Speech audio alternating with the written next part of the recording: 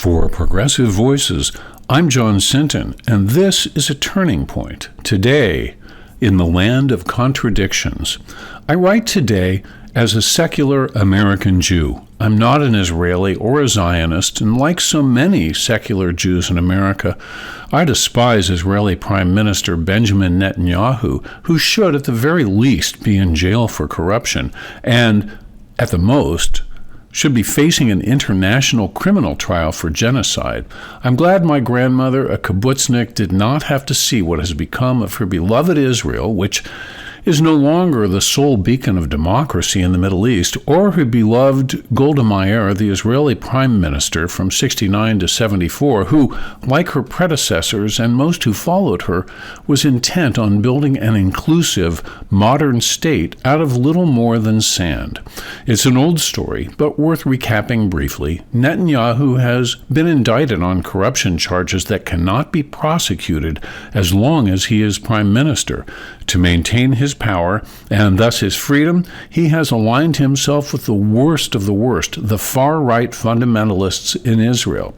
It bears mentioning here that I'm not a big fan of fundamentalism. I don't care if you're a fundamentalist, Muslim, Jew, Christian, or Dodgers fan. People of the radical stripe are incapable of compromise or even seeing the world as it is. According to the best Middle East expert I can think of, Thomas Friedman, quote, Israel has a messianic government that is the most extreme in its history and openly aspires to annex the West Bank and possibly Gaza as well. That aspiration is a fundamental threat to American interests, Israeli interests, and the interests of Jews everywhere, unquote.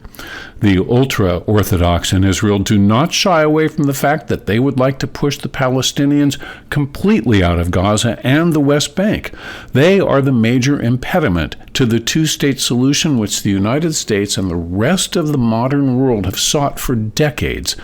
Genocide, about which after World War II we loudly proclaimed never again, is fine with them.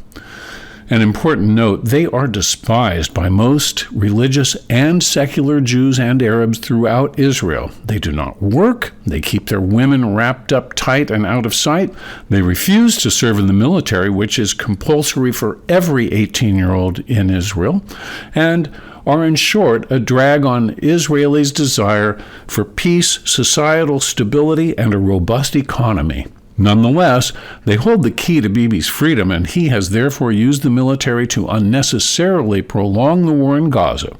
It is unthinkable to most of us that our people could behave so inhumanely in our name.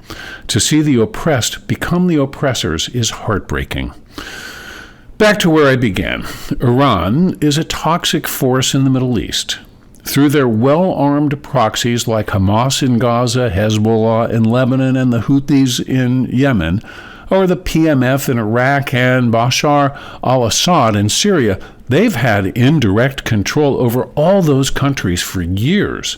Credit Israel, and yes, Netanyahu, for destroying Hezbollah in Lebanon and Hamas in Gaza. Assad's own people forced him to flee Syria. Of all their proxies, the Houthis seem best protected by virtue of their isolation in Yemen. The threat that Iran has posed throughout the region is much less intimidating than it was just a few months ago.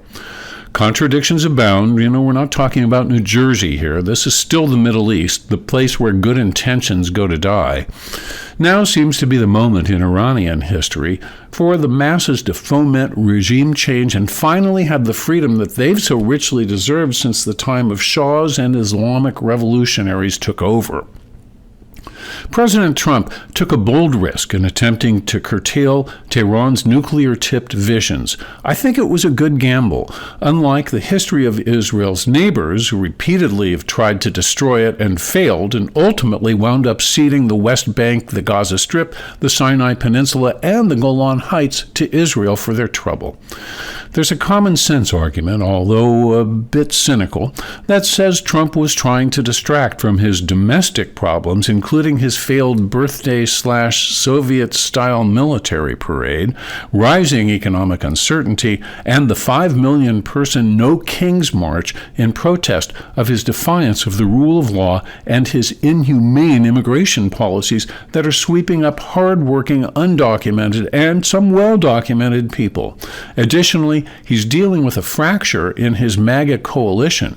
That's what happens when you run as an isolationist promising no more foreign entanglements and then get yourself tangled up in that graveyard of superpowers, the Middle East.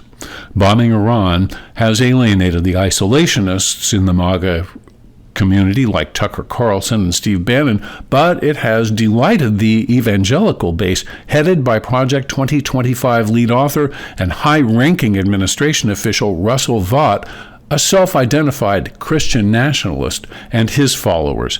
How it all shakes out is unknown, but for now, I'll take a degraded Iran. For Progressive Voices, I'm Jon Sinton.